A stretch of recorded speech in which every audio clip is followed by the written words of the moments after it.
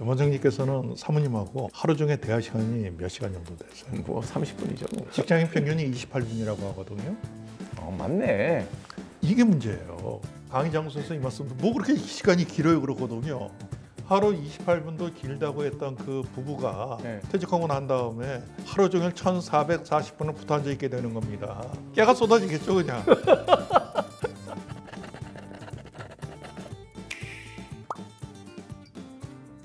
저는 어떻게 말씀드리냐면은 일단 은퇴 전에 부부가 먼저 해야 되는 것은 의도적으로 부부간의 대화 시간을 늘리는 노력을 해주셔야 돼요. 부부간에 일주일에 한 번씩 서로에 대한 칭찬의 시간을 만드는 겁니다. 해야 되는 것은 이 일주일 중에 내가 당신한테 잘한 거 3가지 얘기할게. 당신 나한테 3가지 얘기를 해. 하는데 그냥 하면 안 해요. 그렇죠. 5만 원 빵 해야죠.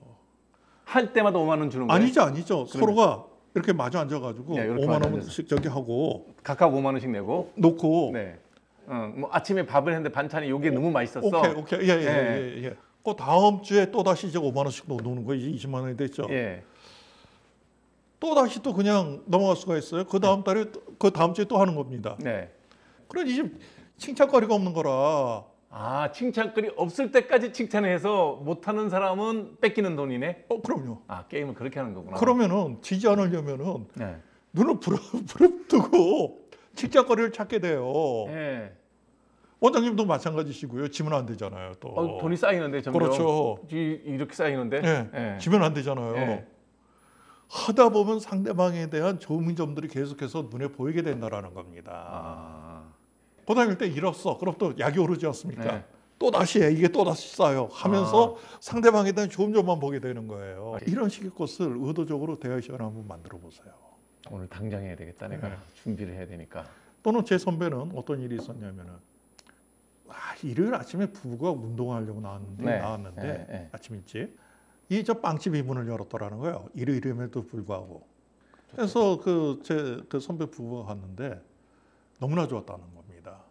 하고 난 다음에 일요일 아침에는 거기서 브런치를 하는 것이 이 부부의 주례 행사가 되면서 자연스럽게 뭐 싸우게 됐건 뭐게 됐건 또 말씀드린 대로 5만 원 빵이 됐고 이 가게 되니까는 부부간의 대화 시간이 늘어나면서 좋아지더라는 이런 얘기를 하니까 의도적으로 했던 그런 것을 만들어줄 필요가 있습니다.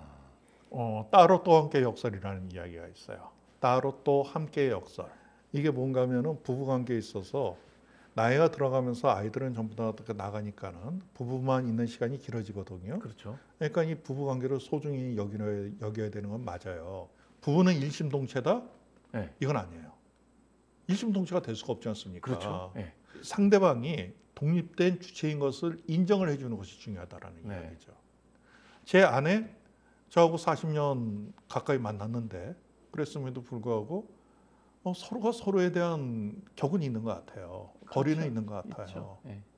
서로는 서로에 대해서 독립적인 개체라는 것을 인정을 해줘야 된다는 겁니다. 이걸 심리학 용어로 분화라는 용어로 설명을 하는데 분화가 잘 된 부부의 특징은 뭔가 하면은 일단 상대방에 대한 것을 존중하고 상대방의 성격을 인정해 주자라는 이야기예요. 그래서 상대방의 성격이나 상대방의 것을 바꾸려는 노력을 하지 말자라는 겁니다. 있는 대로 봐주자. 그리고 모든 일들에 대한 어떤 의사결정의 기준은 내가 아니라 저는 제 아내를 기준으로, 제 아내는 저를 기준으로 해서 의사결정을 하자라는 이야기입니다. 만일 부부가 서로가 이런 것이 간다면 이 부부의 어떤 관계나 이런 것도 무적이 좋아질 수밖에 없죠. 그런데 반대로 분화가 안 된 그 부부의 특징은 뭔가 하면 전부 다 일방적인 자기 위주입니다. 결정할 때. 모든 것들이. 나도 그렇고 내 배우자도 그렇고. 그러면서도 또 끊임없이 그것을 확인을 하고 강요를 해요. 부부가 아니라 남하고도 똑같네요. 그러니까. 예를 들어가지고 이런 거예요. 제 나름대로 아주 독단적으로 살면서 이제 60이 됐습니다. 하고 퇴직을 했어요. 집에 와서 이제 제 힘이 꺾였음에도 불구하고 제 아내한테 제가 젊었을 때 것들을 계속해서 강요하고 그런 모습을 보이는 거예요. 그럼 제 아내는 어떻게 생각할까요? 저게 아직도 제정신 못 차리고. 그렇죠. 아니 이 인간이 말이야. 나이가 됐는데도 변한 게 없네. 그럼 제 아내는 판단을 하겠죠. 앞으로 한 40년 더 살 텐데 이걸 봐올 거야 말 거야. 들은 게 정이다. 같이 봐줘야지 어떻게 하냐고. 그건 해피한 건데. 근데 만약 그게 아니고 에이씨 다시 한번 생각을 해야지. 이렇게 되면 얘기가 달라지는 거 아닙니까? 요즘은 자식들도 그래요. 자기들 다 독립하고 나면 엄마가 싸운다고 전화하면 헤어져. 그러니까 여기에서 상대방에 대한 것을 그냥 존중하고 받아들이는 노력이 중요할 것 같아요.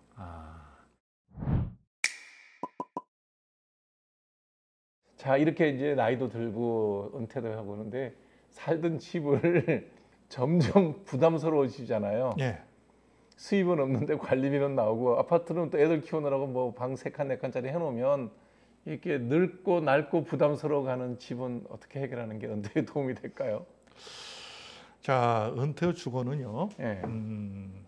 일단 크게 보면 이렇게 가더라고요. 내가 하여튼 집을 소유를 한다. 네. 소유를 한다는 개념이 있고요. 그다음 난 그 집에 대한 개념, 그 미련은 없어. 소유 않고 그냥 프리하게 살 거야. 또는 난 기능지천할 거야. 그것도 주거에 대한 대안 아닙니까? 그렇죠. 예. 그래서 이런 식으로 가는데 솔직히 저 같은 경우는요. 소유에 대한 미련은 크게 없고요. 저는 나이 65세 지나면은 임대주택으로 가려고 생각을 하고 있습니다. 그리고 제가 제 아내한테 한 5년 전에 청약통장 하나 따로 만들려고 그랬어요. 자, 그런데 제가 이 얘기를 하니까 제 친구 녀석이 그러는 거예요. 야, 우리 애들 결혼하고 난 다음에 손주가 하루 집에 놀러 오면 자고 갈 방은 있어야 될 거 아니냐. 저한테 있다고 소리를 하는 겁니다.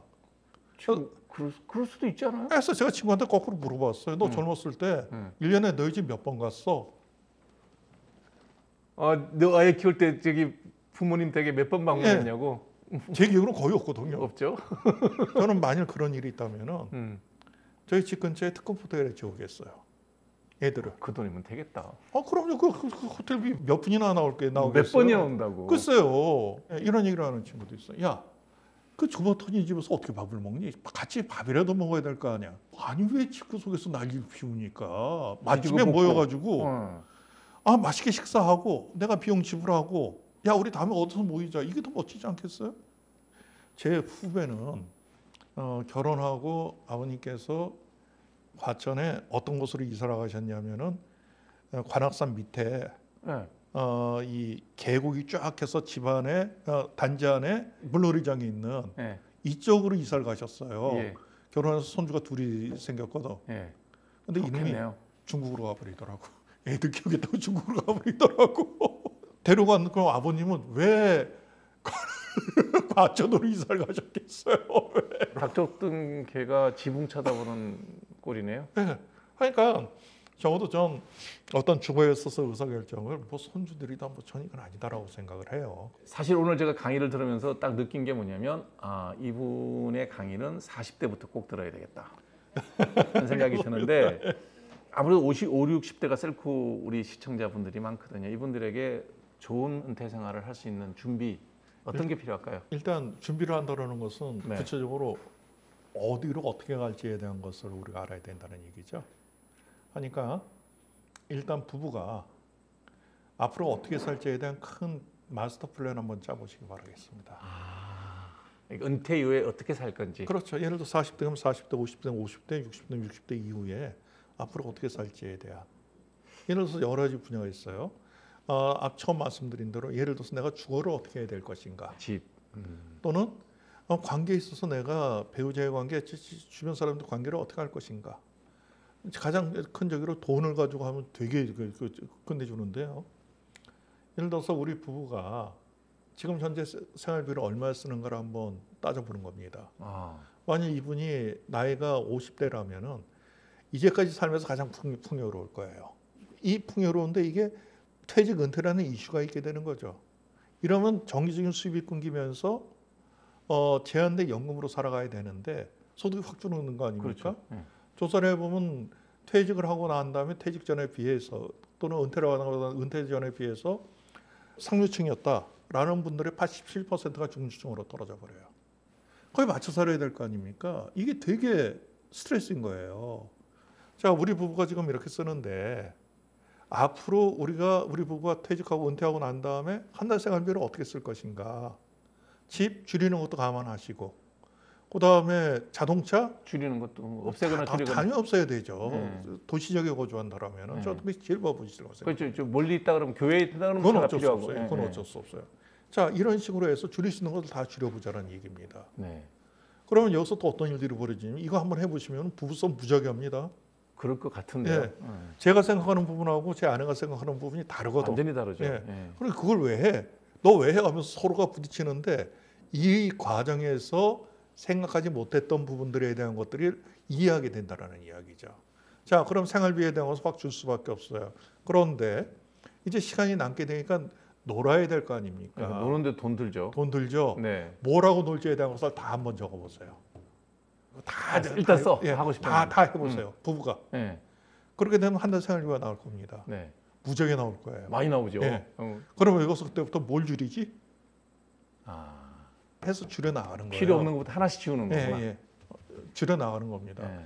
그래서 현실적으로 우리 부부가 한 달에 얼마 쓸 것이다라는 것들을 그 계산을 해보고 그러고 난 다음에 과연 내가 퇴직하고 난 다음에 은퇴 후에 나의 현금 흐름이 이게 가능한가를 한번 점검해 보셔야 된다는 얘기입니다. 또 경우에 따라서는 이것도 있을 수 있습니다. 퇴직하고 난 다음에 은퇴 후에 원래 은퇴 기준은 일을 한다 안 한다인데 지금은 그거 아니에요. 왜냐하면 40년을 일하라고 버틸 수 있는 재간이 없거든요. 뭔가를 해야죠. 하니까는 일을 하는데 내가 풀타임으로 일을 할 것이냐 파트타임으로 일을 할 것이냐 주간 몇 시간이나 일을 할 것이냐 이걸 정해놓고 근데 기준은 최저시급 기준입니다. 만 30원. 최저시급 기준으로 딱 계산을 해보고 자 해놓고 난 다음에 내 연금 뭐 임대 수입 뭐 다 해놓고 과연 우리 부부가 생각했던 것과 맞느냐 맞지 않느냐 맞으면 땡큐고 안 맞으면 또 줄여야 되겠네요. 더 줄이거나 줄이기 싫다라면은 일을 늘리거나. 그렇죠. 은퇴 시점을 뒤로 늦춰야 된다는 얘기죠. 네. 그래서 이런 구체적인 계획을 세우시는데 말씀드린 대로 돈을 가지고 이 계획을 세우면 이거 아주 현실적인 계획이 됩니다. 돈을 놓고 얘기해야 되는군요. 그렇죠. 네. 그러니까 아주 구체적으로 나오게 돼. 꼭 한번 부부의 계획을 한번 세워보시기 바라겠습니다. 네, 정말 중요한 말씀 주셨습니다. 오늘 박영재 소장님 모시고 은퇴 이후에 어떻게 할 것이냐에 대한 얘기를 쭉 해봤는데 오늘 방송 잘 리마인드 한번 다시 해보시고요. 박영재 선생님이 하고 있는 여러 가지 방송이나 강의가 있으니까요. 온라인에서 통해서 여러분 많이 보시고 본인 인생 설계를 재설계를 한번 멋지게 해보시기 바랍니다.